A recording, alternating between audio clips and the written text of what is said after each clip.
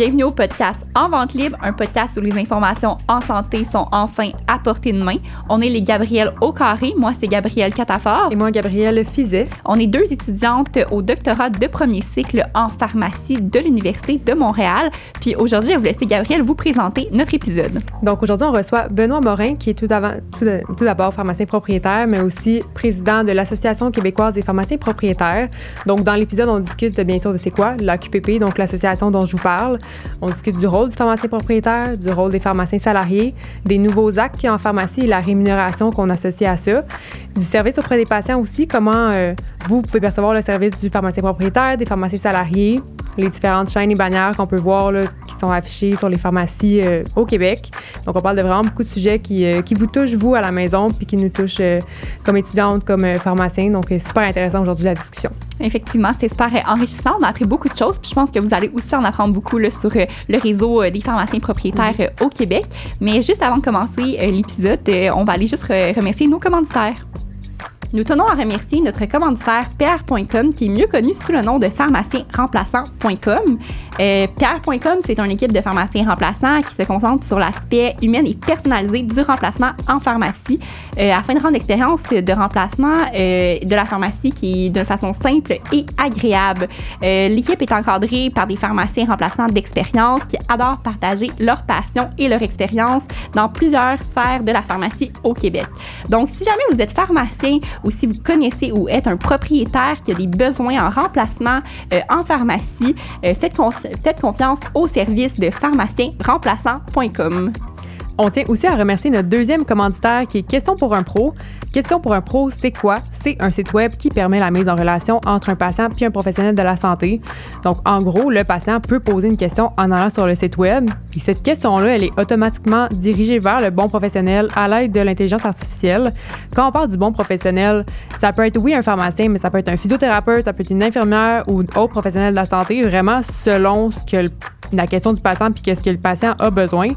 Donc, c'est super le fun. Puis, à l'inverse aussi, si on veut pas poser une question, mais qu'on se questionne sur un de nos problèmes de santé, mais à la place d'aller sur Google, taper notre problème de santé, bien, directement sur la plateforme, on peut aller rechercher dans les anciennes questions. Fait que voir qu'est-ce que les pharmaciens ont répondu ou voir qu'est-ce que les autres professionnels ont répondu. Donc, c'est super intéressant. Puis, quant aux professionnels, qu'ils soient un pharmacien, physio ou infirmière, bien, il y a maintenant accès à un plus grand bassin de patients qui nécessitent des soins directement liés à leur profession. Donc, en gros, rendez-vous sur questionpourunpro.com. Premièrement, c'est gratuit, c'est aussi confidentiel et hyper facile d'accès. On tient à remercier l'AQPP, qui est l'Association québécoise des pharmaciens propriétaires, de nous commanditer pour cet épisode. On tient aussi à remercier la Faculté de pharmacie de l'Université de Montréal de nous supporter dans notre projet de balado. La santé, c'est pas toujours clair. T'inquiète, c'est plus simple que ça en a l'air. Au podcast En Vente Libre, les gars vont ton back.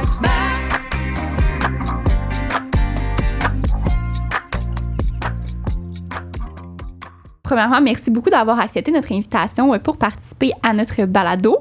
Pour commencer, pourriez-vous vous présenter? Vous dites votre rôle aussi. Qu'est-ce que vous faites dans la vie? Bien, merci de m'avoir invité. Moi, je m'appelle Benoît Morin. Je suis pharmacien propriétaire dans l'Est de la ville de Montréal et je suis aussi président de l'Association québécoise des pharmaciens propriétaires depuis 3 ans. Mais j'étais administrateur avant ça. Donc, j'ai un cheminement un peu politique, si on veut. J'étais à l'Ordre des pharmaciens, mais toutes ces années-là, j'ai été propriétaire aussi. Je suis propriétaire.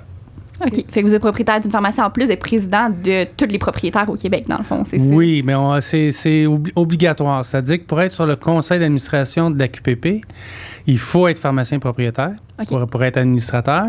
Puis parmi les administrateurs, on élit un président.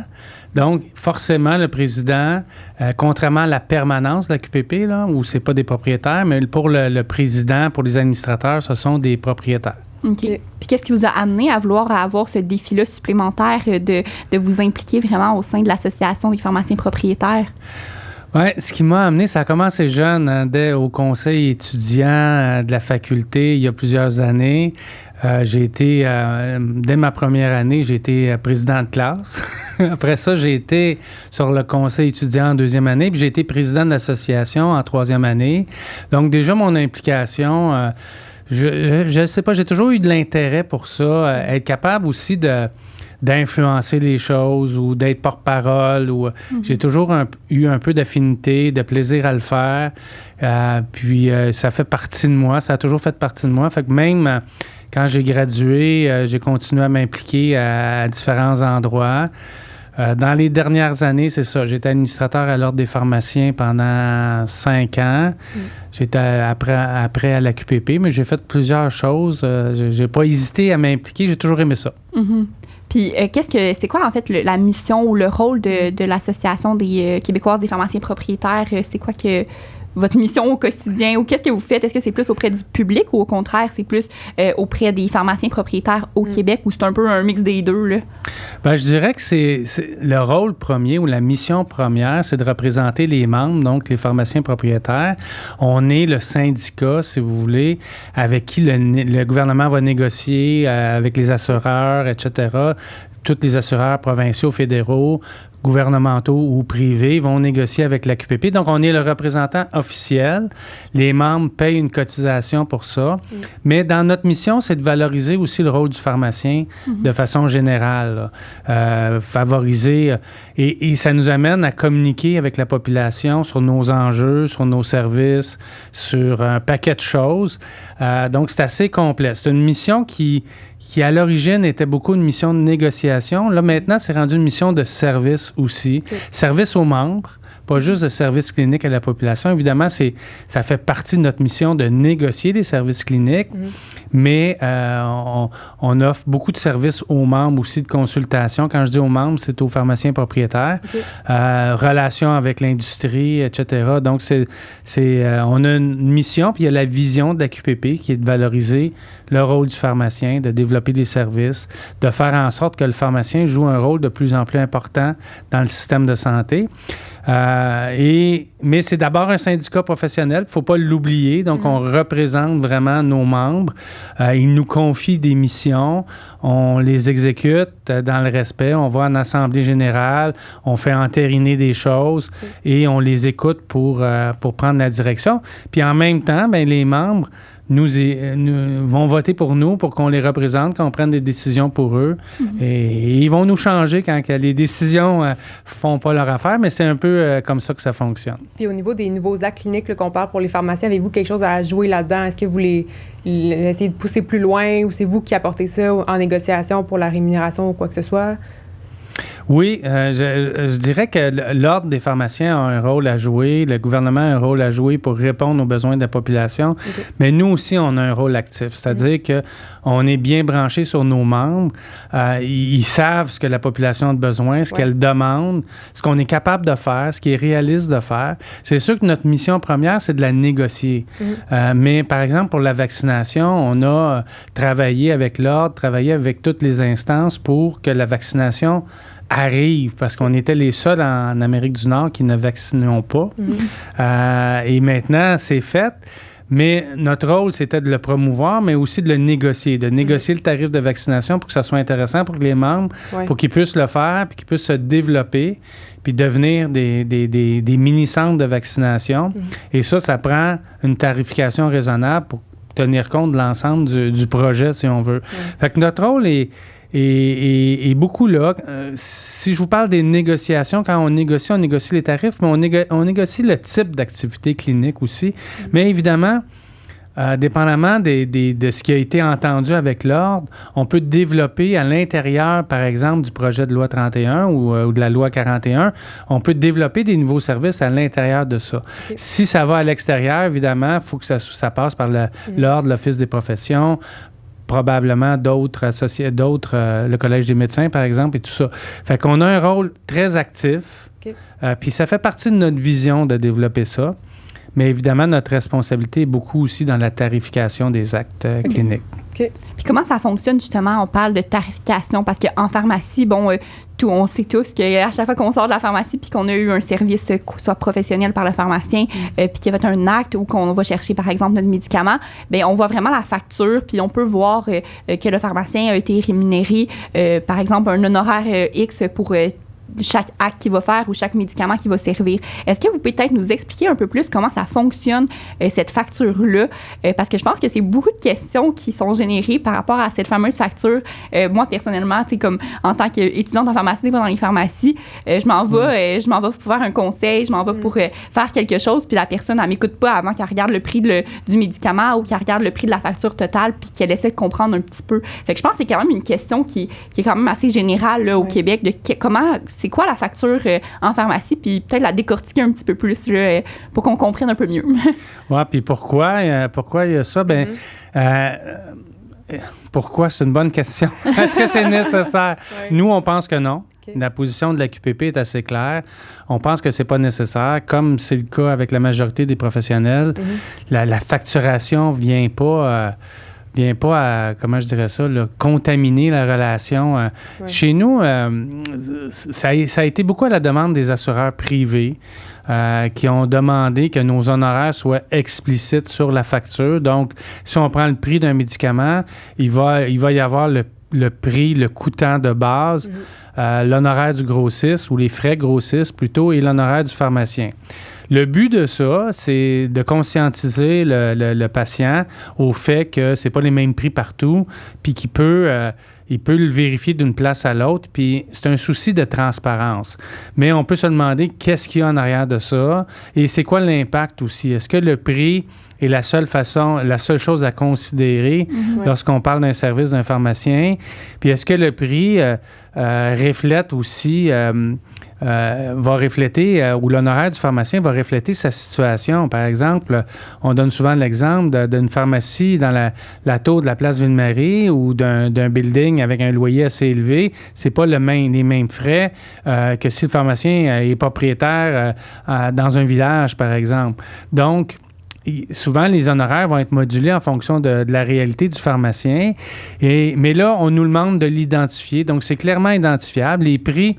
Sauf pour la RAMQ et certains assureurs fédéraux, c'est les mêmes prix pour tout le monde. Mais dès qu'on parle des assureurs privés, c'est le même prix à l'intérieur d'une pharmacie. C'est-à-dire que le pharmacien est obligé de facturer le même prix pour un médicament donné à 2 patients différents. Mais chaque pharmacien peut déterminer son prix. Donc, les assureurs privés ont insisté pour qu'on identifie nos honoraires sur ça et le client, le patient, peut vérifier si l'honoraire, c'est quoi l'honoraire du pharmacien. C'est un peu la même chose avec les services cliniques. On donne une facture puis ça détermine combien ça coûte le service du pharmacien pour tout ce qui est facturable. Mais les conseils aux patients, c'est pas facturable nécessairement. Mais si on fait une activité de condition mineure, on prescrit un médicament pour infection urinaire, par exemple, on va avoir l'honoraire du service, de l'activité clinique, puis il va y avoir une autre facture pour le médicament, l'honoraire du pharmacien, l'honoraire du grossiste. Tout ça, je vous dirais, depuis son application fait en sorte que c'est compliqué. Là. Le patient, il y a une facture avec plusieurs prix. Déjà que au niveau des assurances, c'est complexe, c'est-à-dire que la franchise, la coassurance, le calcul de tout ça. Déjà d'expliquer à un patient qui, pour un même médicament, d'un mois à l'autre, il ne paye pas le même prix parce que s'il a atteint son plafond, pas son plafond, puis dans quel ordre on a renouvelé les médicaments, les prix peuvent changer.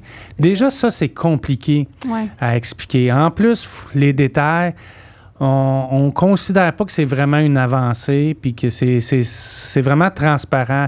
C'est plus du brouillard qu'on envoie aux patients parce qu'il y a un paquet de prix puis on ne se retrouve pas. Puis le pharmacien est pris pour expliquer un peu les détails de tout ça ou les assistants techniques, ce qui à quelque part vient un peu nuire à la relation. Mais ceci étant dit, une fois que la relation de confiance est établie, que le client comprend bien, c'est pas quelque chose qu'on explique à chaque mois non plus. Donc, ça se passe relativement bien. Puis moi, dans ma pratique, c'est extrêmement rare que j'ai du questionnement sur ma facture.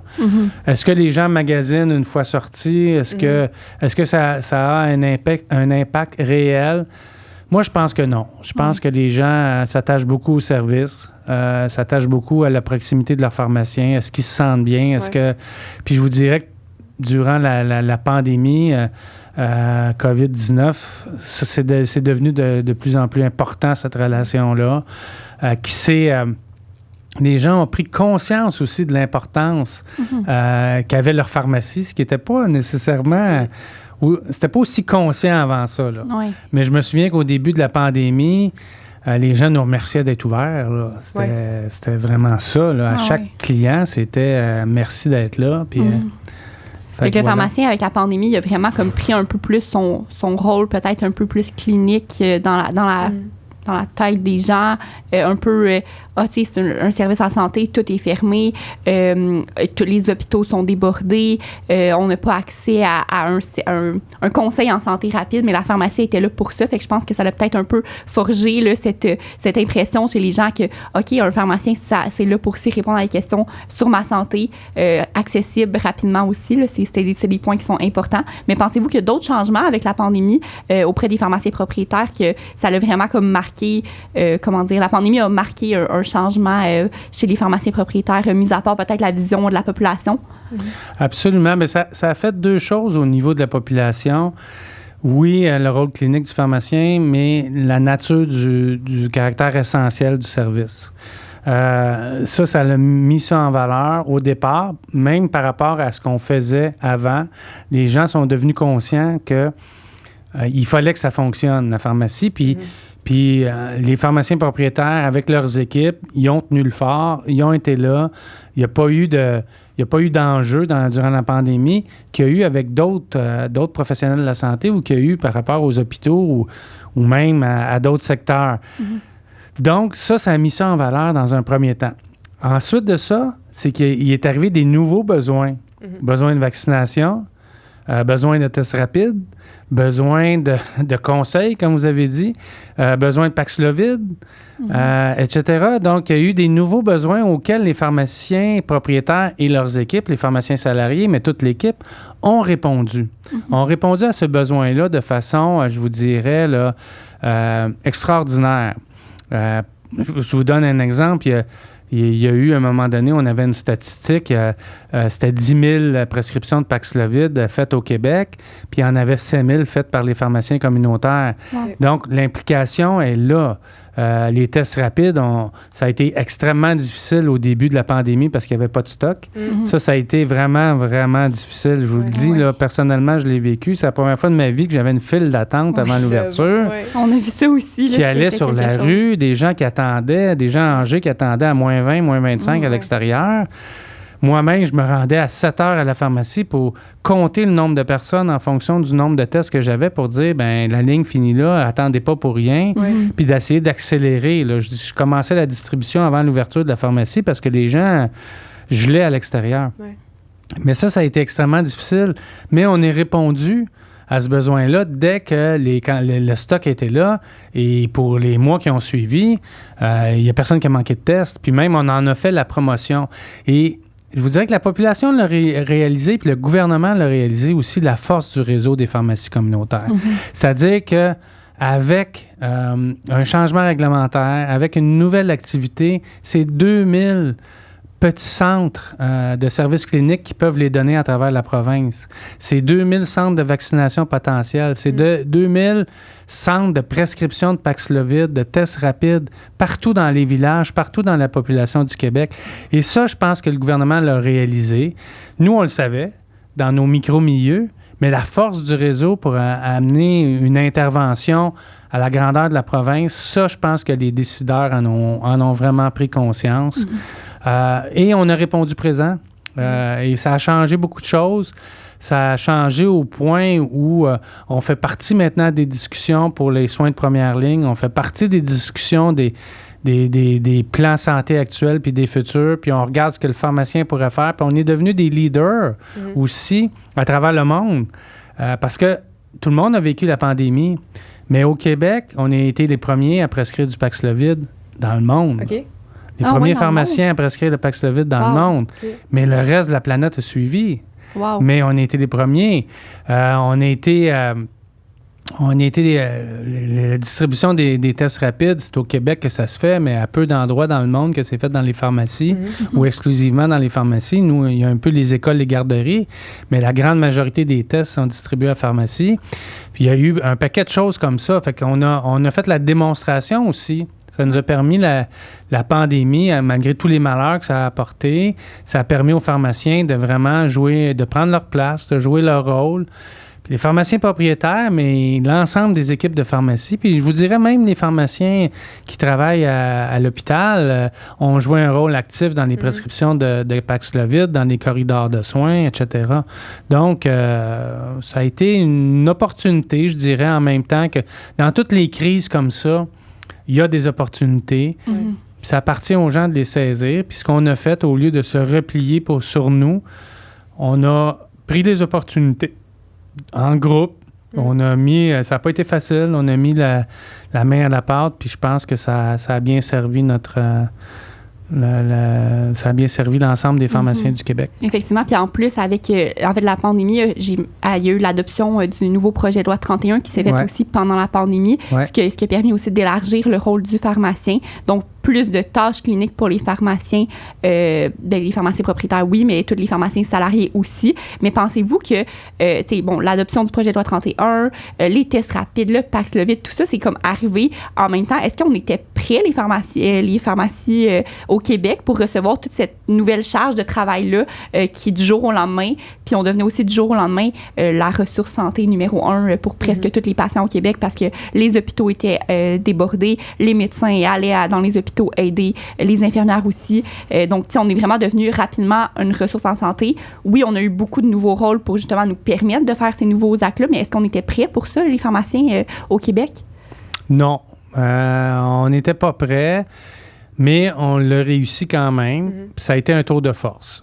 Faut bien appeler un chat un chat. La vaccination, juste la vaccination, avec le projet de loi 31, mettre en place cette vaccination-là au travers des équipes, au moment où on était en pandémie, donc des cas aussi dans les pharmacies où les besoins de la population étaient plus grands, mais on a réussi à le faire. On a vacciné beaucoup pendant la pandémie, au-delà d'un million de personnes. C'est un vrai tour de force. Est-ce qu'on était prêt à le faire? Non. Est-ce qu'il a fallu s'organiser sur le tas? Oui. Est-ce que ça a été comme ça au fur et à mesure de la pandémie? Oui.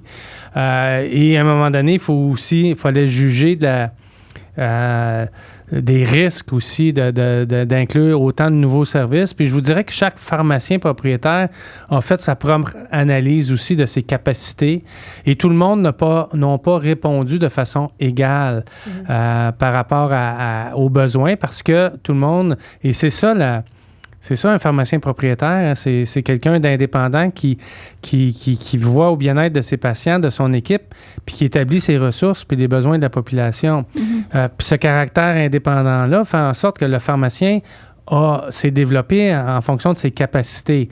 Mais est-ce que ça a été difficile? Oui. Est-ce qu'on était prêt? Non. Mais je vous dirais qu'à chaque nouveau service, il y a une partie des équipes qui sont prêtes, une partie qui sont contemplatives et d'autres qui sont pas à l'aise. Ouais. Et c'est depuis que je suis en pharmacie, c'est comme ça. Il n'y a jamais de bon moment pour commencer des nouvelles choses. Ça vient toujours bousculer. On a toujours le sentiment de faire le maximum puis d'en rajouter. Mais à chaque fois qu'on fait ça, ma lecture, c'est qu'on s'améliore. On trouve des moyens. Ouais. Des fois, c'est difficile. Des fois, on est étiré, mais on trouve des solutions. Comme là, on a une grande pénurie. Dans le moment, depuis quelque temps, on vit beaucoup de pénurie de personnel, mais on devient encore plus imaginatif. On s'automatise de plus en plus.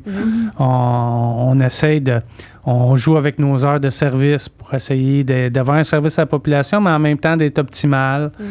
Fait que ça crée des réflexions qui sont saines, puis qui nous permettent aussi de focusser sur les services cliniques, là, parce que la distribution, au fil des années, a pris beaucoup, beaucoup de place. Maintenant, les pharmaciens du Québec, propriétaires, salariés, sont rendus ailleurs. La population a d'autres besoins. Donc, il faut être ultra efficace dans la distribution des médicaments. Il faut être ultra performant pour se donner du temps pour faire des activités cliniques. Puis en même temps, il faut que la population change sa façon d'être aussi. C'est-à-dire qu'elle change ses attentes. Avant, elle venait à la pharmacie, là, puis ce qui était considéré comme un bon service, c'était un service rapide. C'est plus ça, la pharmacie communautaire. Ce qui constitue un bon service, c'est un pharmacien ou une pharmacie qui est capable de répondre aux besoins. Puis répondre aux besoins, c'est pas juste d'aller vite, c'est d'être présent, d'être capable de faire les activités cliniques, de répondre. Donc, ça demande de gérer l'attente. Donc, les patients aussi doivent gérer leur façon de commander leurs médicaments, doivent les commander d'avance, donner du temps, pas s'attendre à avoir tout de suite arriver avec une ordonnance puis une sortie d'hôpital puis s'attendre à l'avoir dans la demi-heure parce qu'il y a 8 personnes qui les attendent, qui sont prêtes à faire ça. C'est plus comme ça. Le pharmacien est souvent occupé à donner des conseils au téléphone. Il est occupé à faire des... Tu sais, dans une soirée, on peut faire la cour des lois 31, la contraception orale d'urgence, la loi 31, des lois 41, l'initiation de traitement, prescrire des médicaments de vente libre. Donc, ça touche beaucoup de choses. Là. Ben oui, effectivement. Puis comment vous pensez que... Pardon. C'est bien correct. Comment vous pensez, en fait, que... parce que, justement, on parle, il y a beaucoup de nouveaux actes cliniques qu'on peut faire. Puis là, vous parlez, il faut qu'on change aussi la vision de la population de quand qui sera en pharmacie. C'est pas une destination qu'on a des trucs rapides en santé, c'est des choses qui prennent du temps, la santé. Comment que les pharmaciens propriétaires, est-ce premièrement, ils ont un rôle à jouer dans cette vision-là auprès du public, puis comment ils pourraient faire justement pour essayer de faire changer un peu, amorcer cette réflexion-là de changement que la pharmacie, ça peut prendre du temps, puis c'est normal parce qu'on fait ça pour votre santé. Comment les pharmaciens propriétaires pourraient faire partie un peu comme un rôle actif là, dans ce changement-là, à votre avis? À mon avis, les pharmaciens propriétaires doivent être des leaders dans leur milieu. Puis quand je dis des leaders, là, c'est pas des leaders simplement économiques pour la rentabilité de leurs pharmaciens. Ils doivent être des leaders sur la nature des services, puis des leaders face à l'équipe aussi. Comment mobiliser les équipes, comment les consulter, comment travailler en collégialité, comment amener les gens à travailler ensemble. Et ça, ils ont un rôle extrêmement important. Puis ma perception, c'est que les pharmaciens propriétaires doivent être de plus en plus présents auprès de leurs équipes. Puis on l'a vu dans la pandémie. Quand les propriétaires étaient présents, c'était beaucoup plus rassurant. C'était beaucoup plus... il y avait beaucoup plus de cohésion que quand les propriétaires étaient absents. Puis ça a été nommé par l'ensemble des équipes des pharmacies. Mais c'est vrai pas juste dans les pandémies, c'est vrai dans tous les jours. Pour prendre des décisions, il faut que tu connaisses ce qui se passe, tu connaisses les besoins. Puis oui, on peut guider la population, mais la population a des attentes. Et il faut les gérer, ces attentes-là. Puis il y a de l'éducation à faire. Puis souvent, le propriétaire va être là quand les clients sont insatisfaits. Ils vont demander à parler au propriétaire. Puis moi, souvent, quand ça m'arrive, bien, mon rôle, c'est d'expliquer le contexte. C'est de pas dire on s'excuse, on aurait dû aller plus vite. C'est voici ce qu'on fait maintenant. Voici si vous avez des besoins particuliers, puis vous voulez qu'on y réponde rapidement parce que il y a quelqu'un de malade chez vous, vous avez une infection urinaire, vous avez d'autres conditions, un début de zona que vous suspectez, on va être capable d'y répondre rapidement. Mais il faut qu'en contrepartie, vous soyez plus patient ou mieux organisé si vous êtes capable de l'autre côté pour nous aider à dégager ce temps-là parce qu'il y a des ressources limitées. Fait que oui, les pharmaciens propriétaires ont un rôle de leadership extrêmement important et ils doivent être à l'affût aussi. Puis je vous dirais que la tendance actuelle, c'est qu'il y a de plus en plus d'activités cliniques, ça évolue, donc on est dans une période de changement. Et quand on dit changement, bien, il faut y accorder l'importance, il faut réévaluer nos façons de faire, il faut se réorganiser. Puis il faut que ça se fasse avec un bon leadership, encore une fois. On parle que les pharmaciens propriétaires, c'est important qu'ils soient impliqués auprès de leurs patients. Est-ce qu'on pourrait autant faire cette vision-là aux pharmaciens qui sont salariés puis qui sont là pas mal la plupart du temps aussi auprès de leurs patients? Ça Absolument. nécessite une implication de leur part autant égale que le pharmacien propriétaire? Là? Oui, puis ça, c'est un point ultra important, l'implication de peu importe pharmacien propriétaire ou pharmacien salarié, parce qu'un pharmacien qui est propriétaire, qui est sur la chaîne de travail, il devient un pharmacien comme les autres. L'implication auprès des patients fait la différence entre nous et une pharmacie postale. ou Amazon ou n'importe qui, ce degré d'implication-là est nécessaire aussi pour les patients, nécessaire pour connaître le besoin des patients, gérer les priorités, gérer le patient. C'est nécessaire. C'est révolu le temps où le pharmacien salarié vérifie des paniers, puis il s'adresse pratiquement pas aux patients ou juste pour des conseils de nouvelles prescriptions. Il doit être présent, il doit aller au-devant.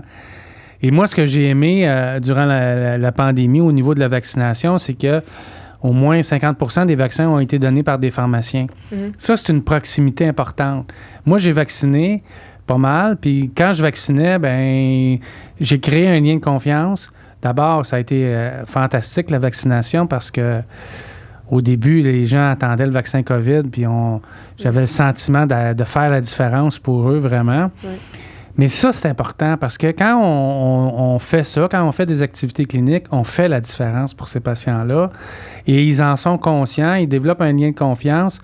Puis c'est ça qu'il faut qu'on fasse si on veut rester comme on est, si on veut que la pharmacie québécoise continue. Puis la pharmacie québécoise est différente du reste de l'Amérique du Nord et même du monde entier. Il faut que ça continue parce que c'est comme ça qu'on répond le mieux aux besoins des patients. Puis vous nous parlez de pharmacie québécoise, je m'excuse. Mais quand on parle de pharmacie québécoise, ça veut aussi dire que les seuls propriétaires d'une pharmacie au Québec, c'est des pharmaciens. C'est-tu pareil partout au Canada ou une pharmacie peut appartenir à n'importe quel gestionnaire ou n'importe qui pourrait avoir une pharmacie? Bien, effectivement, au Québec, on a le droit de propriété. Donc, il faut qu'un pharmacien, il faut qu'un propriétaire d'une pharmacie soit un pharmacien. C'est différent du reste de l'Amérique du Nord. Il y a au Dakota du Nord, un État américain où ça ressemble un peu. Okay.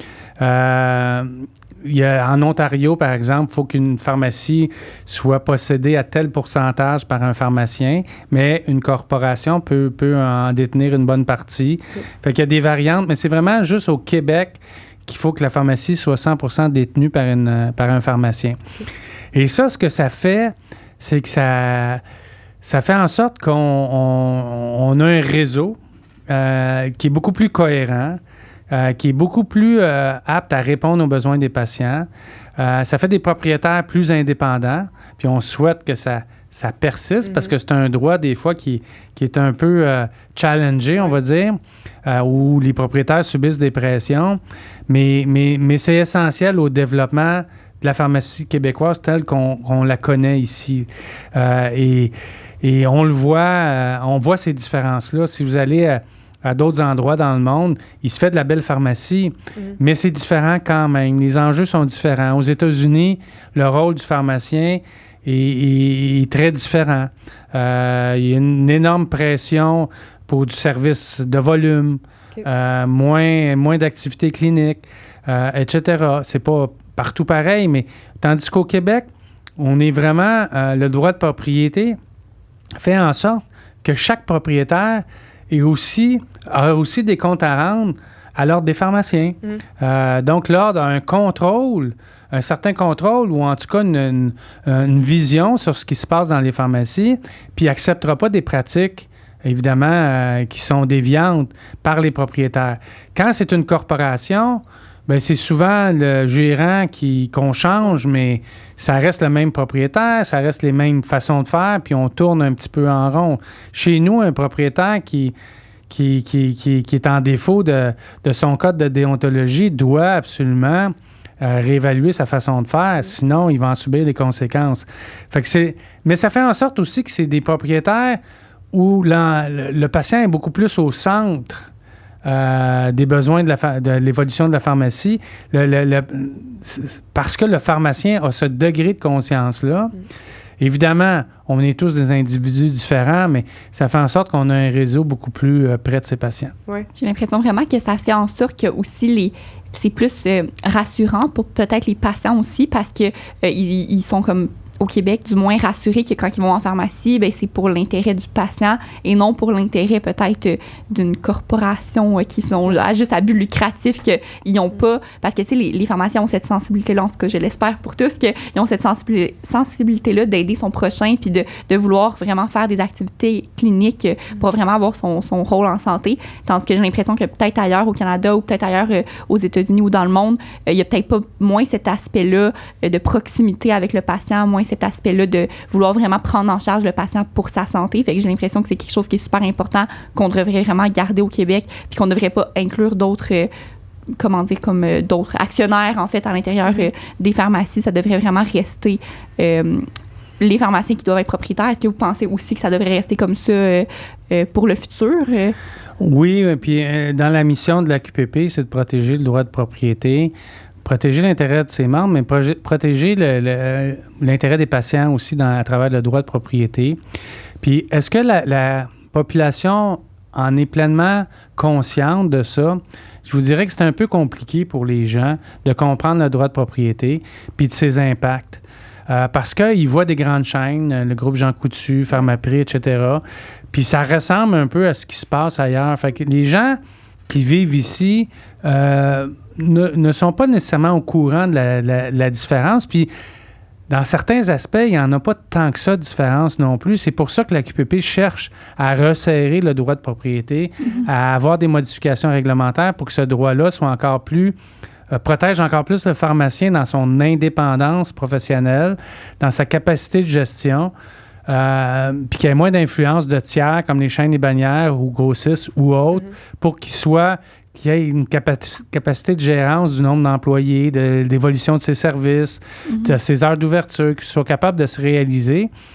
Mais ça, les gens, je ne suis pas sûr qu'ils comprennent la différence, mais c'est à nous à le protéger parce que nous, on en est conscients. Puis on joue un peu un rôle de protecteur vis-à-vis eux. Puis oui, ailleurs, ça se passe différemment. Il y a beaucoup de pression économique. Il y a beaucoup de pression où les pharmacies sont vues comme des centres de profit.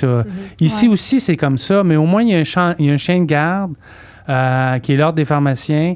Puis les pharmaciens propriétaires aussi veulent de l'indépendance, veulent du droit de gérance. Et les pharmaciens salariés aussi veulent ça, veulent que le pharmacien propriétaire, avec eux, ait cette capacité-là à s'autogérer pour le bénéfice des patients. Fait que, oui, c'est essentiel. Sinon, on va devenir des distributeurs de médicaments. Oui, ça serait pas souhaitable. Ça serait pas souhaitable. Puis je pense que la tangente qu'on prend au Québec, qu'on a pris depuis plusieurs années, est la bonne pour le bénéfice des patients, pour le bénéfice de la pharmacie, du pharmacien aussi, parce que on va se le dire, là, on a une belle pratique au Québec qui évolue. C'est pas toujours facile, beaucoup de changements, beaucoup de stress. Les dernières années ont été extrêmement stressantes, mais on est dans la bonne direction, puis il faut continuer à être dans cette direction-là, selon moi. Puis, est-ce que vous pouvez nous expliquer, parce que, bon, je ne sais pas si les gens, ils le savent, mais je ne sais pas s'il y a un impact aussi pour la population, pour les patients, entre les différentes chaînes et bannières. Tu sais, je sais qu'il y en a des chaînes et bannières ils sont plus indépendants dans leur gestion, les propriétaires, comme d'autres bannières seraient peut-être plus, le propriétaire sera là, mais il va plus avoir comme de lignes directrices, il faut faire ça comme ça. C'est quoi, en fait, les différences entre peut-être les différences, je ne sais pas si vous nommez des bannières ou peu importe, mais ce serait quoi les différences? Puis c'est quoi, après ça, l'impact sur le patient, en fait, d'avoir différentes chaînes et bannières comme ça? Parce que, justement, chaîne, c'est quelque chose, je pense, puis bannière, c'est un autre type de pharmacie. Puis je sais qu'il existe aussi des pharmacies qui sont indépendantes, donc qui n'ont pas de chaîne ni de bannière qu'on connaît. Donc, ça serait quoi comme les différences entre tout ça? Puis c'est quoi l'impact, en fait, sur le patient au final? Bien, théoriquement, tous les pharmaciens du Québec sont indépendants, peu importe dans quel, qu'ils soient privés, aucune chaîne, aucune bannière, ou qu'ils soient dans une chaîne franchisée, ce qui veut dire franchisée, donc une franchise, ou dans une bannière. Ils doivent théoriquement être tous indépendants. La réalité, c'est qu'il y a des différences quand même. Si on prend, par exemple, les grandes chaînes de pharmacie, il y en existe plusieurs. C'est un modèle. C'est un modèle qu'on essaie de reproduire d'une place à l'autre. Donc, on va avoir la même image commerciale. Nous, ce qu'on prétend à la QPP, c'est que OK pour l'image commerciale, OK pour les services, mais pour la pharmacie puis la pratique de la pharmacie, là, ça ne peut pas être uniforme. Les pharmacies ne sont pas à la même place, ne sont pas dans les mêmes endroits, ils ne desservent pas la même population. Et le pharmacien propriétaire doit être capable de s'adapter aux besoins de sa population et non pas aux besoins d'image de la chaîne. Oui, il y en a des différences. Par exemple, une bannière, en général, va regrouper des plus petites pharmacies de moins grande surface. Il y en a aussi plusieurs au Québec. Puis oui, c'est vrai qu'on prétend qu'ils ont un caractère plus indépendant, mais tout ça va dépendre de leur contrat qu'ils signent, leur contrat de financement, leur contrat d'affiliation. Et nous, ce qu'on veut, c'est de protéger un peu les pharmaciens propriétaires face à des gros joueurs dans l'industrie, puis de rééquilibrer le rapport de force pour que le pharmacien préserve cette indépendance-là via des règles, des règlements un peu plus serrés que ce qu'on vit actuellement, parce que nous, ce qu'on voit, c'est que ce droit de propriété-là ou cette indépendance professionnelle-là s'effrite tranquillement. Les pharmaciens dans certaines organisations sont de plus en plus contraints à respecter un nombre d'employés, à respecter la nature des services qu'ils doivent offrir.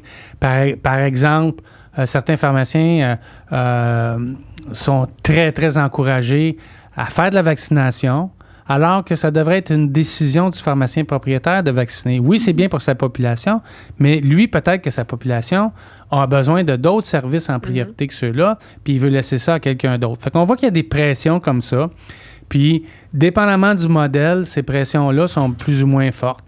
Évidemment, un indépendant complètement fait ce qu'il veut.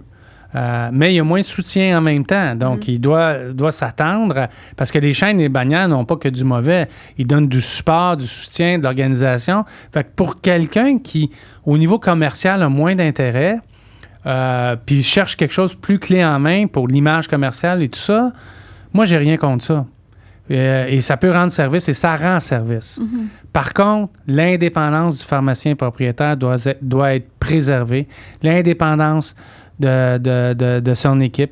Il doit pouvoir choisir les outils qu'il veut. Il doit pouvoir choisir avec qui il veut travailler. C'est qui ces pharmaciens avec qui il veut faire des ententes pour des préparations stériles, non stériles, par exemple, qui n'est pas capable de préparer lui-même. Il doit être capable de développer les services selon les besoins de sa population et non ce que la chaîne ou la bannière veut qu'il développe. Il doit avoir cette indépendance-là de gérer son temps, gérer ses organisations avec les risques que ça comporte. Parce que plus tu es autonome, plus il faut que tu assumes tes risques aussi. Donc, le pharmacien propriétaire devra aussi prendre certains risques, y compris des risques financiers. Donc, c'est un peu tout ça là, qu'il faut redéfinir, qu'il faut protéger pour s'assurer qu'on continue. Je disais tantôt, on est dans la bonne direction, il faut que ça continue. Mais c'est pas la direction nécessairement qui intéresse tout le monde. Fait que c'est ça, parce qu'il y a beaucoup d'enjeux dans tout ça. Il y a l'enjeu des grossistes, il y a l'enjeu des fabricants de médicaments. Un pharmacien doit avoir l'autonomie de choisir les fournisseurs qu'il veut.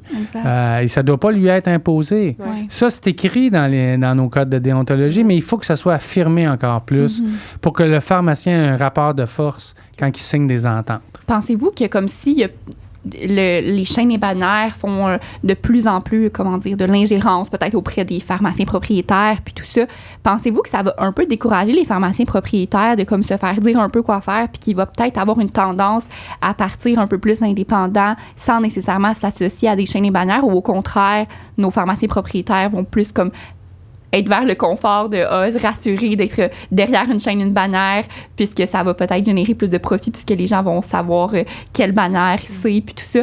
Quelle tendance pensez-vous que ça pourrait, aller? Quelle direction, en fait, pensez-vous que ça pourrait faire? Est-ce qu'il y aurait de plus en plus tendance d'avoir des pharmaciens indépendants, ou au contraire, on reste quand même dans les mêmes pourcentages depuis les dernières années? Bonne question. Je pense que la réelle difficulté actuelle pour un jeune pharmacien qui veut devenir propriétaire, c'est l'accès. Les pharmacies se vendent assez cher. Et évidemment, au fil des années, les institutions bancaires sont de plus en plus frileuses à prêter à un jeune pharmacien sans le support, la garantie de la chaîne des bannières. Et là, on se retrouve dans une drôle de dynamique où les prêteurs veulent des garanties que celui qui veut accéder à la propriété ne peut pas garantir. Donc, il accepte que quelqu'un offre les garanties, mais en échange de quoi? C'est ça la question. Et moi, je me mets à la place d'une chaîne ou d'une bannière. Si elle prend des risques, elle veut des garanties. Donc, ça crée une dynamique qui fait que l'accès à la propriété indépendante est de plus en plus difficile. Mais ça prend des chiens de garde. Ça prend une réglementation plus ferme pour dire, OK, on va avoir accès à certaines garanties, mais limitées, qui ne viendront pas obliger le pharmacien à vendre son âme au diable pour avoir cette garantie-là. Ça fait en sorte aussi que c'est pas normal d'avoir accès à une nouvelle pharmacie si j'ai pas de mise de fonds. Dans aucun commerce, ça marche comme ça. Ça devrait pas se produire en pharmacie non plus. C'est pas à un tiers de mettre la mise de fonds. C'est à un pharmacien ou une balance de vente. Une balance de vente, ça peut venir d'un pharmacien et ça, j'ai un message aux pharmaciens propriétaires aussi, là, d'inclure la relève. Ça se fait de plus en plus, d'avoir des associés, d'intégrer un jeune qui est intéressé, de l'associer pour qu'il puisse se grossir un capital, qui peut avoir tranquillement partir de 1% puis acquérir, puis faire un passage, une transmission de la propriété d'un pharmacien à l'autre pour que ça se fasse aussi avec une clientèle qui va évoluer avec les nouveaux partenaires. Ça, c'est un bel avenue, là. Mais ça demande une certaine vision des propriétaires actuels qui voient la relève, qui misent sur la relève, qui ne voient pas juste de transiger au plus cher possible puis de prendre la retraite avec... c'est sûr que tout le monde veut faire ça, mais ça prend une planification de la relève, puis il faut intégrer les jeunes pharmaciens qui désirent être propriétaires. Puis je vous dirais que, oui, c'est le fun, la clé en main, avec des formules toutes faites qui viennent régler une partie des problèmes. Il y en a qui vont adorer ça, puis ça va continuer, puis c'est correct. C'est très correct. Mais il faut aussi que les propriétaires jouent leur rôle d'intégrer, parce que c'est aussi important de commencer progressivement que plutôt d'acheter une pharmacie avec pas beaucoup d'argent puis de devenir le seul maître à bord puis d'assumer ce rôle-là avec toute l'indépendance professionnelle. C'est pas évident à faire quand tu n'as pas fait tes classes. Puis on fait pas 4 ans d'administration de pharmacie. Vous n'êtes pas en train de faire ça, là. Fait que c'est des petits bouts, là, mais on n'est pas des... Il faut devenir meilleur. Il faut que nous, dans nos milieux, on intègre. Quand on voit un jeune, puis on pense que ça devient ça peut devenir un bon propriétaire parce que c'est pas donné à tout le monde. Ça prend des qualités pour être propriétaire. Puis ça prend des qualités aussi pour être un bon salarié.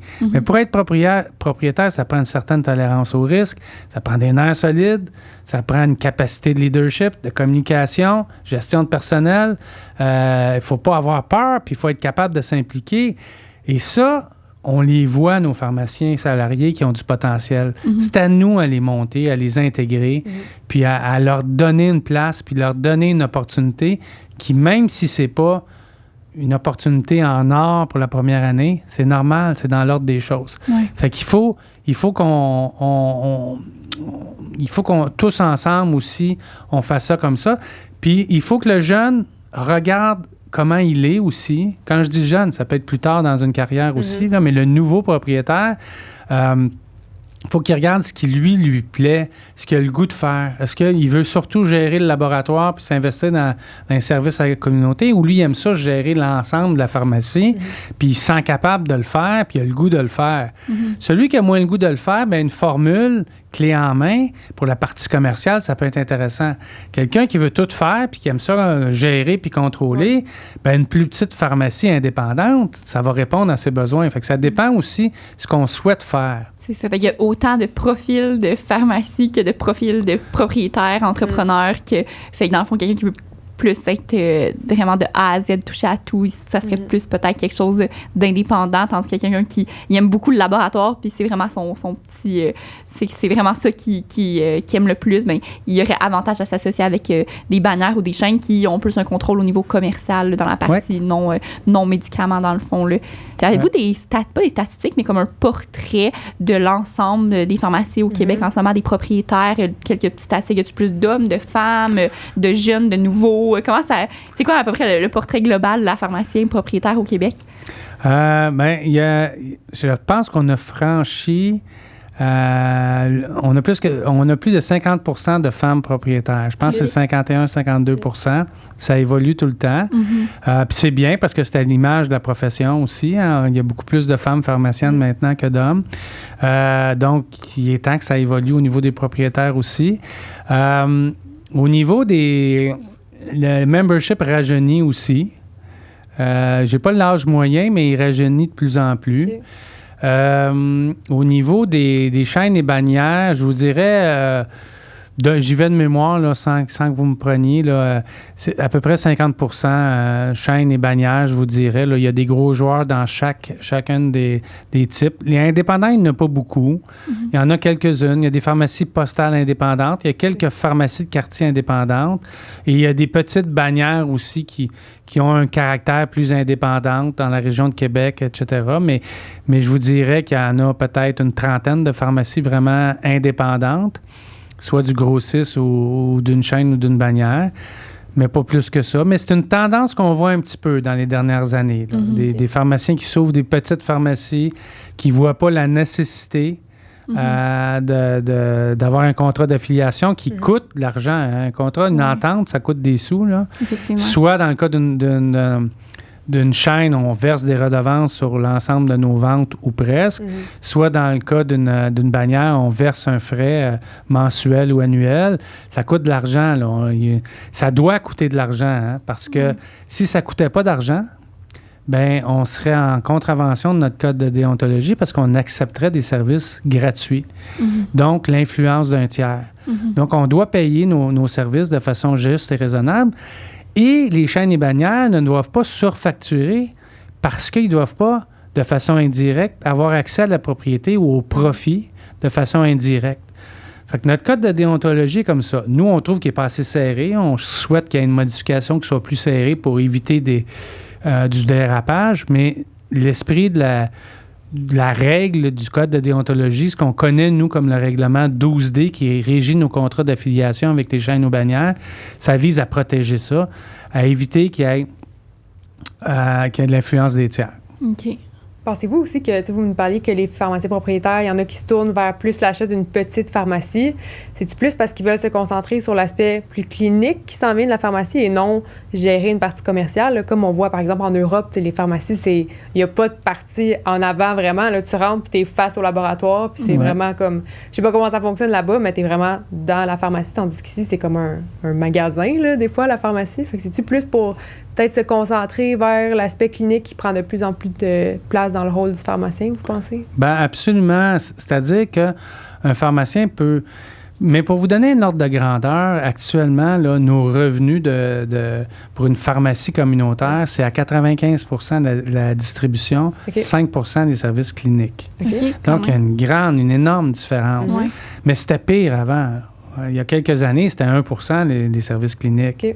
Fait qu'une pharmacie ne pouvait pas penser se développer en optimisant ses services cliniques uniquement. Ça y prenait une masse critique de patients pour assurer sa viabilité. Maintenant, ça commence à changer. Les pharmaciens voient de plus en plus d'opportunités à se développer du niveau clinique, à avoir moins patients nécessairement, mais de les prendre en charge de la façon optimale, de les vacciner, de les mettre au fait de tout ce qu'ils peuvent faire pour eux, de faire un suivi, une prise en charge de différentes maladies chroniques, de répondre à leurs besoins. Et ça se voit de plus en plus. Ça se voit aussi à l'intérieur des grandes pharmacies. Ça se fait aussi à l'intérieur des grandes pharmacies. C'est pas un contre l'autre, mais c'est pas un ou l'autre. Mais effectivement, je pense que plusieurs jeunes propriétaires, entre autres, voient cette opportunité-là de développement et certains d'entre eux sont plus enclins à voir petit au niveau commercial et grand au niveau clinique. Mais ce qui est une bonne chose. Oui, bien c'est ça. Mais pensez-vous justement que ce que là, vous dites, 95 peut-être des revenus, c'est la distribution, 5 c'est les actes cliniques. Est-ce que ça tend à changer? Est-ce qu'on devrait peut-être viser un 50-50 peut-être, justement, parce que j'ai l'impression que si le mode de rémunération puis les revenus du pharmacien propriétaire, c'est ce ratio-là, bien, les pharmaciens propriétaires vont peut-être avoir plus tendance à miser sur la distribution, peut-être au détriment des actes cliniques. Tandis que si on changeait ça, 50-50, mais peut-être qu'on en aurait plus qui investiraient un peu plus sur nos actes cliniques. On aurait peut-être une meilleure prise en charge de nos patients aussi si on avait plus, on mettait plus de temps sur les actes cliniques puis les propriétaires mettaient comme plus, en fait, d'emphase sur ça. Parce que là, j'ai l'impression que si c'est 95%, bien, peut-être qu'un pharmacien propriétaire ne verra pas l'avantage d'investir 90% de son temps dans le petit 5% quand que son revenu, c'est 95% de la distribution. Fait que pensez-vous que ça devrait peut-être changer un peu? Oui, ça devrait évoluer. Puis on s'en vient, on a une proposition avec le ministère de la Santé pour un nouveau modèle de rémunération. OK. Ce nouveau modèle-là, qui serait plus adapté, vise aussi une évolution des services cliniques, puis un meilleur équilibre. Est-ce que 50-50, c'est réalisable? Pas actuellement, parce qu'il n'y a pas assez d'activité clinique pour venir supporter toute l'opération d'une pharmacie. OK. Mais plus ça va se développer, puis une pharmacie a quand même des marges de profit assez minces. Hein? Fait que souvent, la distribution sert à payer l'épicerie un peu plus, une partie des profits du pharmacien, mais les activités cliniques aussi. Mais c'est beaucoup d'investissement des activités cliniques. Il y a des activités qui sont plus faciles à performer que d'autres, mais c'est beaucoup d'investissement. Donc, ce n'est pas une grande rentabilité, nécessairement. Un pharmacien, ça coûte assez cher de l'heure, puis s'il s'investit 30, 45 minutes, 1 heure dans certains cas, bien, il faut que l'activité clinique, minimalement, soit à la hauteur des dépenses et même un peu plus. Ouais. Et c'est pas tellement le ratio qui est le problème actuellement, c'est la rémunération des activités. OK. Est-ce qu'ils sont assez bien rémunérés? Et ce que nous, on explique au ministère, c'est que mieux ils vont être rémunérés, plus ils vont prendre de place, plus la population va avoir droit à ces services-là. Actuellement, les rémunérations, les activités cliniques, ils demandent beaucoup d'investissement, Oui, sont pas assez bien rémunérés. Ouais. exact. Puis le pharmacien est un peu pressé de le faire parce que sinon, c'est pas rentable. Puis une pharmacie, comme n'importe quelle organisation, doit en premier être rentable. Si elle n'est pas viable, elle n'en donnera plus de service. Fait que la première priorité, c'est d'être rentable, de dégager des profits pour se développer, puis de développer ces services-là. Est-ce que le ratio est important? Oui, entre la distribution et les services cliniques, mais c'est aussi la hauteur de la rémunération des activités. À partir du moment où ils sont bien rémunérés, peu importe le ratio, ils vont être mieux performés puis plus souvent. Fait qu'il y a 2 choses à regarder. Ouais, vous me faites penser... Vas-y. Vous me faites penser où que je travaille, on a des genres de... C'est nouveau, là, le guichet d'accès pour avoir un médecin. C'est comme une genre Le de... GAP. Le GAP, exactement.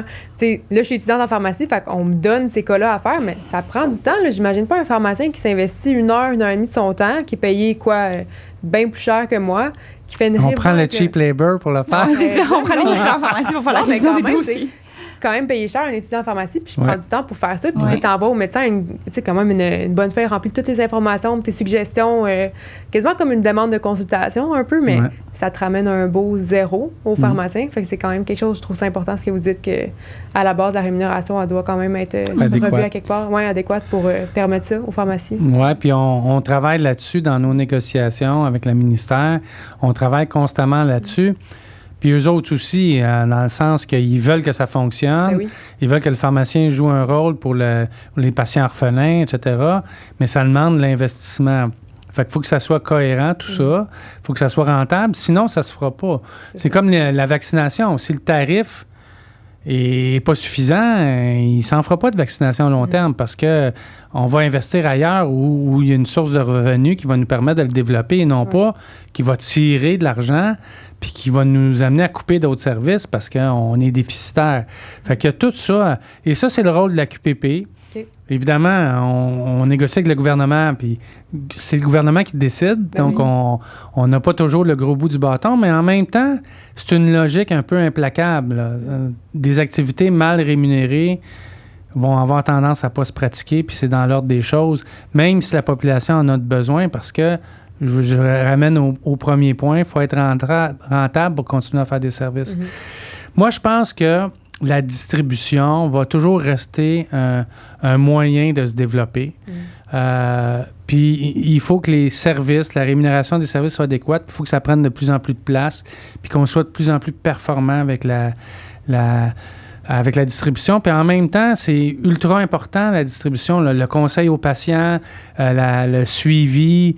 Dans la distribution, il n'y a pas juste la distribution, il y a la surveillance. Puis la surveillance fait partie de notre travail, puis elle doit être mieux faite. On doit être mieux rémunéré pour faire la surveillance. Actuellement, on est rémunéré au même niveau pour servir de la vitamine D qu'un médicament biologique où l'adhérence au traitement est ultra importante. On a le même niveau de rémunération, ça n'a pas de sens là, qu'on soit payé 9 $ pour la vitamine D puis 9 $ pour un médicament qui en coûte 3 000, qui doit être réfrigéré, qui demande un suivi, puis pour lequel le patient doit être formé, qui va avoir multiples questions. Fait que, tu sais, tout ça n'a pas de sens. D'où là le nouveau modèle de rémunération qui va venir aussi moduler la distribution en incluant la surveillance, en incluant l'activité clinique du pharmacien dans la distribution. Fait qu'il y a tout ça là, à regarder. C'est pas un contre l'autre parce que le pharmacien en fait de la clinique avec la distribution. Il doit en faire, puis il doit avoir les moyens d'en faire. Est-ce que vous parlez du nouveau modèle? Est-ce que c'est quelque chose qui se fait maintenant, dans le sens que est-ce que ça va changer bientôt ou c'est en négociation en ce moment, ce nouveau modèle de rémunération? C'est en négociation. Okay. On est assez avancé pour arriver à son implantation. Mais c'est un gros changement. C'est un gros changement pour, par exemple, la RAMQ, nos logiciels, notre façon de penser. Donc, ça va demander une réorganisation, peut-être. Une fois qu'on va s'être entendu avec le ministère, ça va demander 1 an de planification minimum. Fait que je vous dirais que c'est quelque chose qui va arriver au cours des prochaines années. Okay. 1 an, 2 ans, 3 ans. Mais à l'intérieur de l'entente qu'on essaie de négocier actuellement, on a des avancées, on sait où est-ce qu'on s'en va. Le ministère et nous, on est sur la même longueur d'onde, sur bien des aspects. Mais il reste quand même un peu de travail à faire. Mais c'est à court terme, je vous dirais, court, moyen terme. Puis ça serait-tu un peu utopique de dire, est-ce qu'on pourrait un jour, un pharmacien être rémunéré pour des conseils? Parce que là, on a tellement, tu sais, ça prend beaucoup de temps dans une chaîne de travail, faire les conseils. Il y a des pharmacies qui ont plus de conseils que d'autres aussi. Est-ce que ça serait envisageable un jour qu'on soit payé pour les conseils qu'on fait selon peut-être certains critères établis, mais j'ai l'impression que ça serait peut-être une bonne idée vite comme ça, tu sais, je veux dire, de charger peut-être quelque chose, soit à la RAMQ ou quelque chose comme ça, pour que le temps qu'on passe avec le patient, parce que veut pas, on est accessible, puis c'est ça qui fait qu'une pharmacie, ça nous distingue un peu de tous les autres professionnels de la santé. J'ai l'impression qu'on a des conseils rapides en santé comme ça, mais on n'est pas rémunéré pour ça. Fait qu'au final, est-ce qu'on devrait peut-être l'être un jour pour peut-être mettre un peu plus de valeur sur notre rôle? Un jour, mais je vous dirais qu'à l'AQPP, notre vision, c'est qu'on devait y aller par étapes. Je vous donne un exemple. Il y a un an ou 2, il y avait la franchise et la coassurance sur les activités cliniques. C'était impensable de donner en tout cas, c'était difficilement applicable de donner des conseils puis de charger une partie à la population. De même que c'était difficile de performer une activité clinique qui était gratuite chez le médecin pour le patient. On s'entend que c'est jamais gratuit, mais qui n'avait pas de frais pour le patient puis qui avait des frais chez nous. Fait que la première bataille qu'on a menée puis à laquelle on a réussi à 100% à gagner notre point, c'est l'abolition de la franchise coassurance sur nos services cliniques. Donc maintenant, quand je fais une prolongation d'ordonnance, quand je fais une initiation de traitement pour peu importe quelle activité, condition mineure, le patient ne paye pas de frais. Et ça, c'était une étape ultra importante. Et dans nos négociations, on a négocié aussi d'autres choses. Par exemple, discussion avec un autre professionnel, consultation qui est rémunérée maintenant. Il y avait des enjeux où ça nous demandait beaucoup de temps qui sont rémunérés.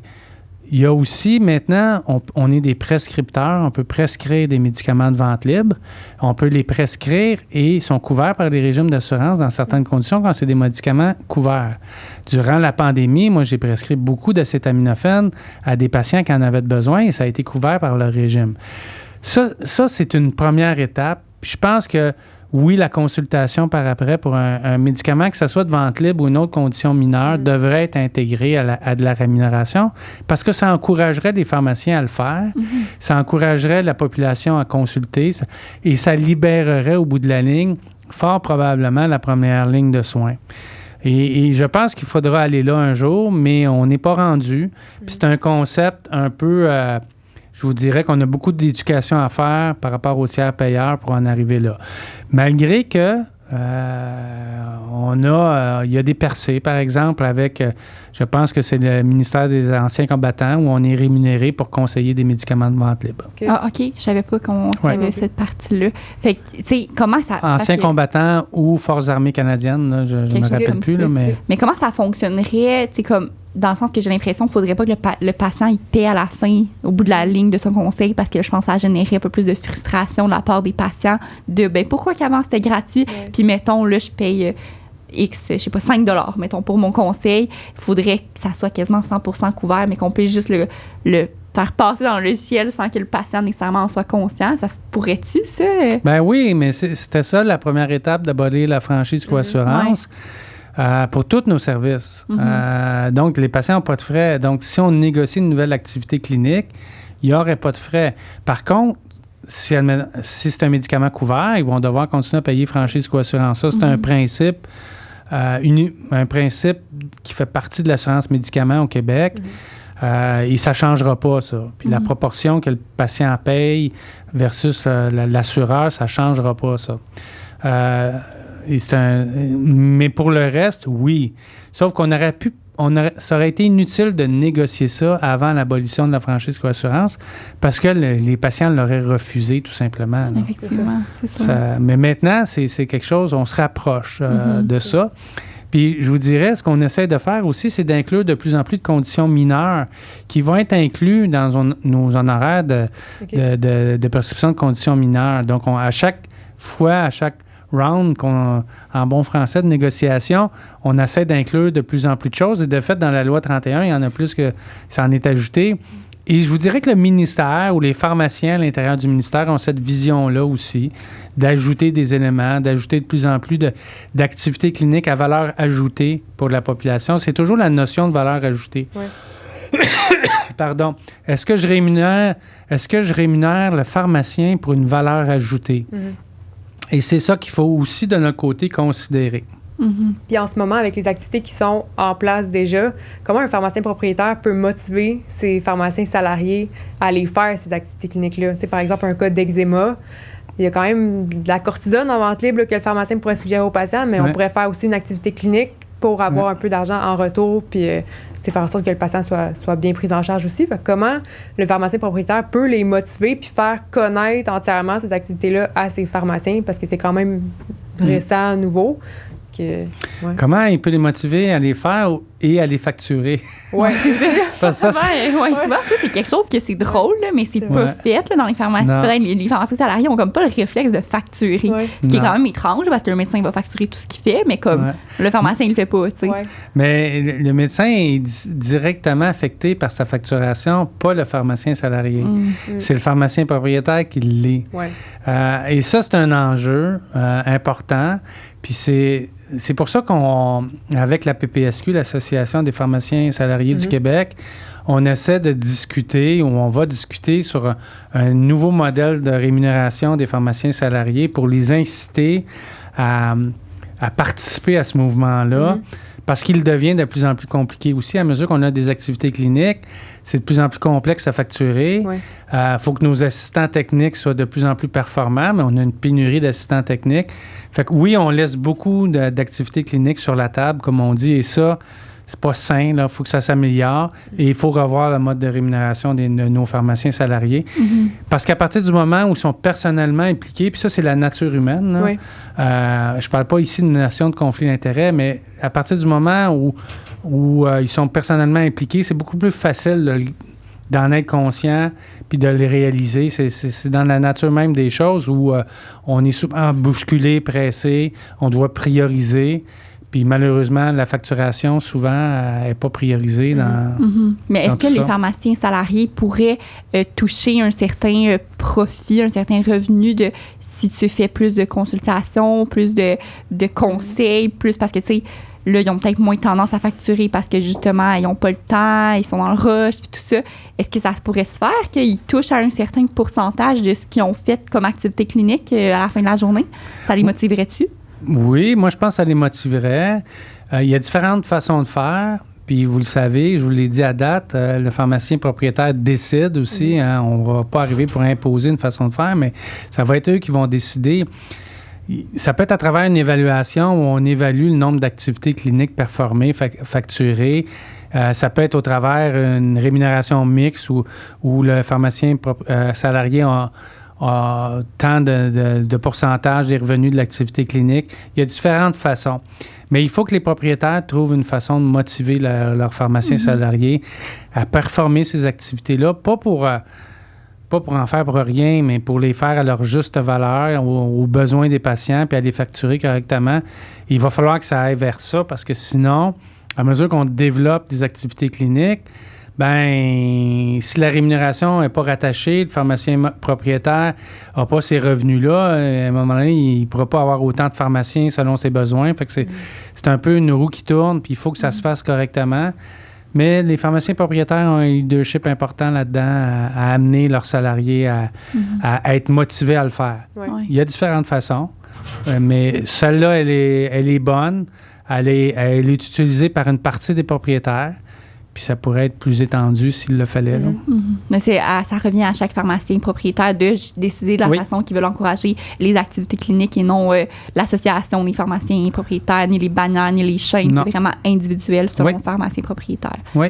Puis là, vous avez parlé un peu de pénurie de main-d'œuvre, d'assistantes techniques, de pharmaciens. Là, on a eu récemment un article, mais l'Ordre des pharmaciens du Québec a fait une entrevue, puis on dit que il y avait une pénurie de pharmaciens au Québec. Ils étaient peut-être moins bien répartis dans le réseau, des choses comme ça. C'est quoi votre vision de la pénurie présentement en pharmacie communautaire? Ma vision, la réalité actuelle, c'est qu'il y a une pénurie majeure de tous les postes en pharmacie, pharmaciens, assistants techniques et personnel de soutien. Caissière, on manque de caissières, on manque de garçons ou filles de plancher, on manque de gérants, on manque de tout, de livreurs, même c'est difficile. Donc, il y a une pénurie. On vit la même chose que l'ensemble de la province où presque le monde entier vit avec la pénurie de main-d'œuvre. Et je vous dirais que les pharmaciens, c'est un peu différent parce que les pharmaciens ne s'en vont pas travailler dans d'autres domaines, mais les besoins augmentent. C'est pas le nombre de pharmacies. Le nombre de pharmacies est stable depuis plusieurs années, ce qui fait en sorte que le territoire est bien couvert, mais il n'y a pas de surplus de pharmacies qui vient tirer la main-d'œuvre.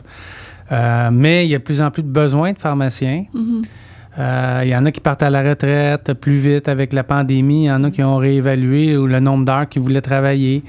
Fait que ça fait en sorte que il manque pratiquement un pharmacien par pharmacie au Québec. C'est 2000 pharmaciens là, où ils vont manquer dans les prochaines années. C'est-à-dire que 90% des propriétaires répondent qu'ils vous souhaiteraient engager un pharmacien de plus dans les prochaines années. Fait qu'il y en a qui sont en déficit actuellement, puis il y en a d'autres qui veulent engager des pharmaciens pour faire une croissance de leur service clinique. Donc, il y a une pénurie. Les ATP, c'est plus récent, je vous dirais, pour les pharmaciens, mais ça va en s'aggravant. C'est la lecture qu'on fait. Au niveau des ATP, ça fait longtemps que ça dure, mais c'est pire. C'est de pire en pire. On souhaite que ça s'améliore, mais on a vraiment des enjeux à ce niveau-là. Puis pour ce qui est du reste de personnel aussi, on le voit, là, on voit d'autres commerces. Je suis allé récemment au Tim Hortons, puis il y avait juste le service à l'auto qui était ouvert, faute de personnel. C'est dans tous les domaines, là, c'est pas juste en tous les domaines. Puis le personnel de soutien, c'est presque pire, ça bouge beaucoup. Et ça crée une pression sur les salaires. Ça, c'est un autre enjeu qu'on vit. L'inflation, l'augmentation des salaires. Mais il va falloir faire quelque chose là-dessus. Là. Il va falloir former plus de pharmaciens, augmenter les cohortes Même si ont augmenté légèrement dans les dernières années, je pense qu'il faut donner un coup. Là. On est quand même des bonnes cohortes. Là. À Montréal, on est peut-être 180, je ne sais plus. Puis là, j'ai vu que l'Université d'Ottawa, en fait, va ouvrir un programme en français maintenant pour la pharmacie. Je pense que c'est tout récent. Là, fait que peut-être bonne que nouvelle.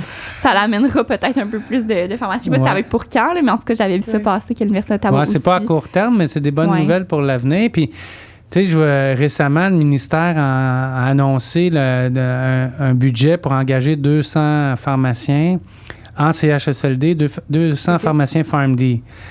Donc, les besoins, ça tire, là. Fait que 200, c'est plus qu'une cohorte de l'Université de Montréal. Ça, exact. Donc, il y a une pression très, très forte. Puis, pourquoi le ministère a annoncé ça? C'est pour augmenter la qualité des soins en CHSLD. Donc, c'est des pharmaciens qui vont faire de la pratique avancée, etc.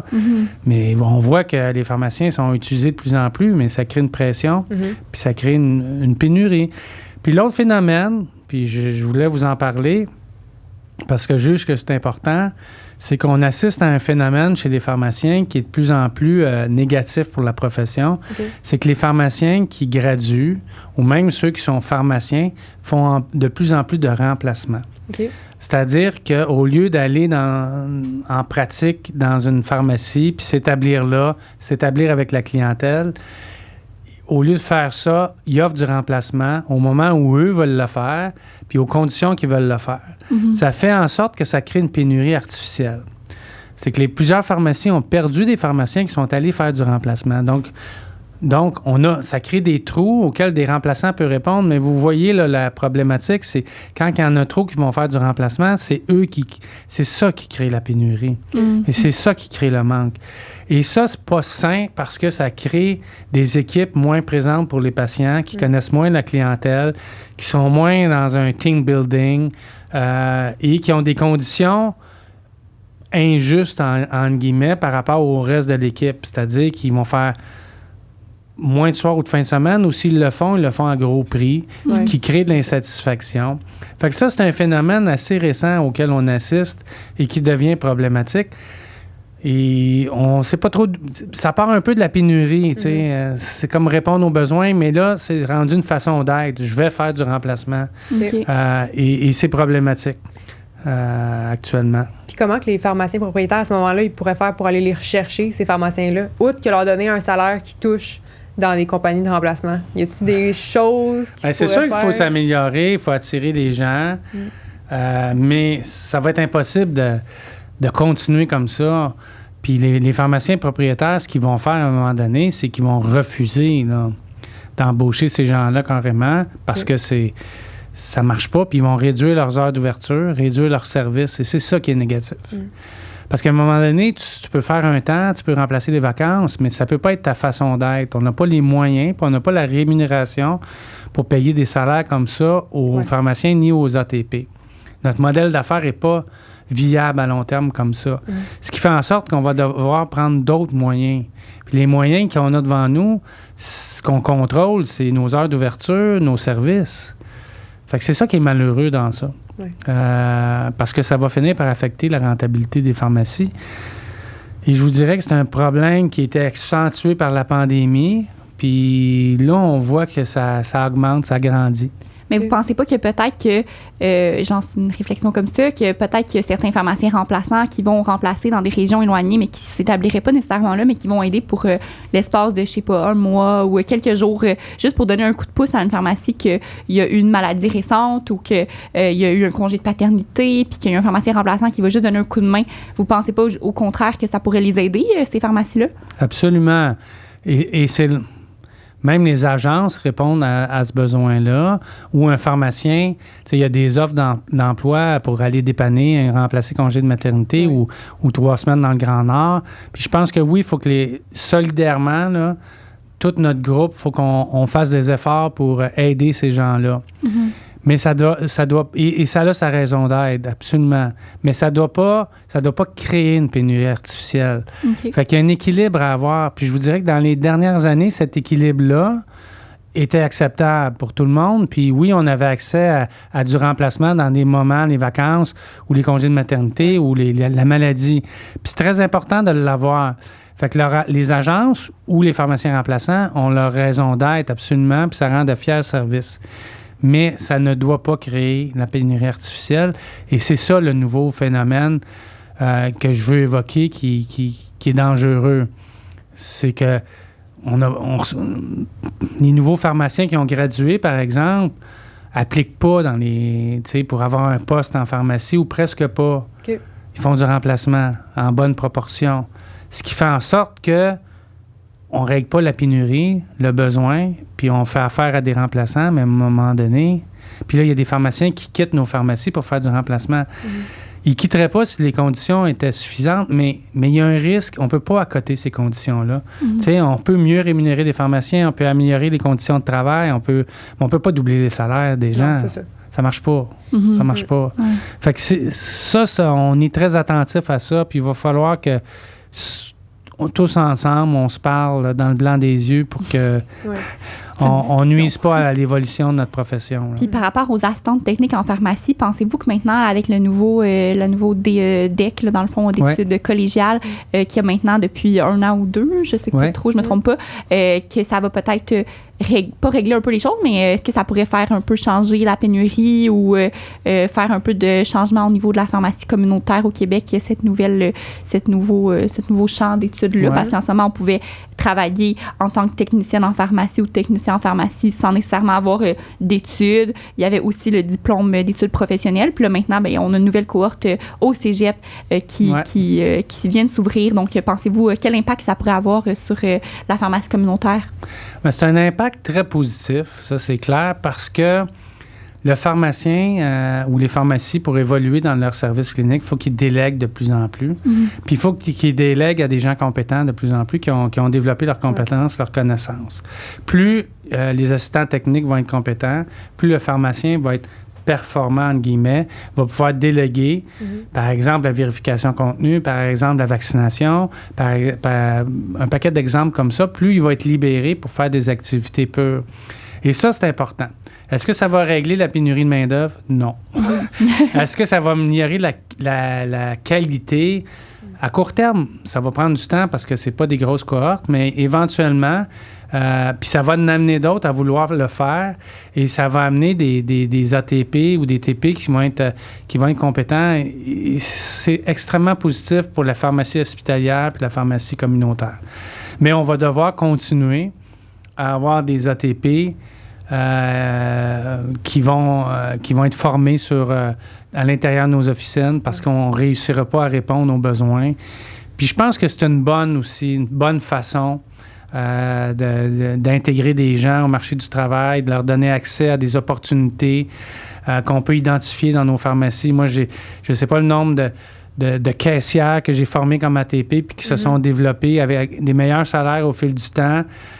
Puis avec une meilleure croissance personnelle parce qu'ils ont cette opportunité-là qu'ils ne pouvaient pas avoir. Ils ne pouvaient pas quitter le marché du travail pour des raisons économiques. Fait que c'est des belles opportunités, puis il faut que ça reste ça. Il ne faut pas que ça devienne obligatoire dans nos milieux. Mais c'est très, très positif, puis ça va tirer toutes nos machines, si on peut appeler ça vers le haut, c'est clair. Au même titre, quand les pharmaciens se développent dans les activités cliniques, ça va tirer vers le haut. Puis on a besoin que ces gens-là suivent. On a un assistant technique performant dans une pharmacie, ça fait toute la différence. Puis un assistant technique performant et compétent, ça facilite grandement et ça renforce la sécurité aussi du circuit du médicament.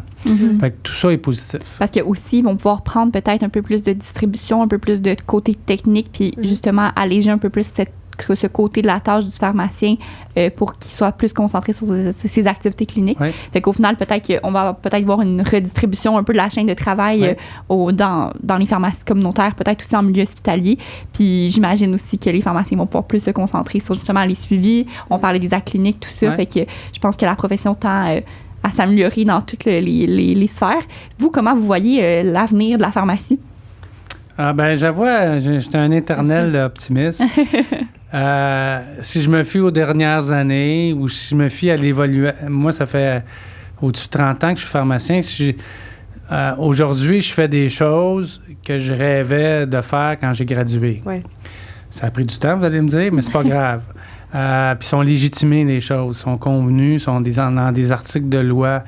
Et je pense que ça va évoluer. Évidemment, il y a des pressions économiques, il y a la compétition. On regarde le marché, si on regarde le marché nord-américain, c'est pas hyper encourageant, mais c'est à nous à garder notre place, à la préserver, puis à s'assurer que la pharmacie évolue au bénéfice de la population, puis qu'on tire notre épingle du jeu. Puis ça fait longtemps que nous, on le sait, là, qu'on peut réaliser des choses, puis qu'on a les acquis pour le faire. Maintenant, on est rendu à un point où les décideurs le savent aussi. Mm-hmm. Il faut prendre cette opportunité-là. Fait que pour ça, je suis extrêmement positif. Puis je pense qu'on va évoluer dans la bonne direction. On a beaucoup de pression. Il y a des gros joueurs. Hein, les grosses chaînes et bannières, c'est des gros joueurs économiques. C'est des piliers de notre société. C'est drôle à dire, mais il faut que notre petit monde les traîne un petit peu avec nous pour s'assurer qu'ils comprennent nos enjeux puis qu'ils ont avantage à se développer avec nous, puis qu'on se développe, tu sais. Fait qu'on a du travail à faire, ça se fera pas... ça va se faire en collaboration, ça va se faire avec tous les partenaires, ça va se faire avec l'Ordre, ça va se faire avec toutes les organisations, ça va se faire avec les étudiants aussi, qui vont arriver puis qui vont continuer à pousser. Fait que je suis confiant. Oui, vous pensez qu'il y a beaucoup encore de changements qui nous attendent en pharmacie, puis que ça n'a pas fini d'évoluer encore.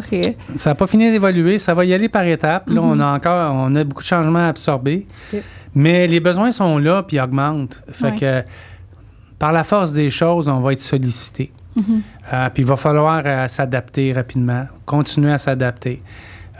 Puis je suis certain que notre rôle va évoluer, puis que dans 10 ans, on va être complètement différent de ce qu'on fait là actuellement. Qu'est-ce que vous voudriez que les gens retiennent de toute notre discussion aujourd'hui, de c'est quoi le rôle du pharmacien propriétaire dans la pharmacie en tant que tel? Ce que j'aimerais que les gens retiennent, c'est que votre pharmacien, c'est quelqu'un de disponible, d'accessible, qui peut faire beaucoup de choses pour vous. Il ne peut pas faire n'importe quoi. C'est pas une urgence. Un pharmacien ne répondra pas à toutes les urgences, mais peut faire beaucoup. Mais ça vous prend de la patience, chère population. Puis, difficile de juger ce qu'on ne connaît pas. Puis j'entends souvent dire, ils sont un paquet de monde en arrière, puis c'est long. Mais on fait beaucoup de choses. On répond à beaucoup de demandes. On a une clientèle vulnérable, très vulnérable, auquel on s'occupe. L'ensemble, là, à part les CHSLD, l'ensemble de la population en résidence personnes âgées, là, puis ressources intermédiaires, est desservie par les pharmaciens communautaires. L'ensemble, la totalité. C'est tous des gens vulnérables auxquels on doit prendre soin. Puis quand vous vous présentez au comptoir, bien, on est aussi en train de s'occuper de ces gens-là à domicile. Donc, je veux que les gens retiennent, c'est qu'on est là, on est compétent. Plus ça va aller, plus on va pouvoir faire des choses pour eux. Puis il faut qu'eux autres aussi embarquent dans notre évolution, nous donnent la latitude, soient patients avec nous, s'organisent, puis on va être là pour les aider. Bien, merci énormément. C'était super enrichissant comme discussion. Puis on en a appris beaucoup sur les pharmaciens propriétaires au Québec, puis l'ensemble du réseau présentement, comment ça se porte. Fait que c'était super intéressant. Merci énormément de votre participation. Merci merci de m'avoir invité. C'était un plaisir. Oui. Merci beaucoup. À bientôt.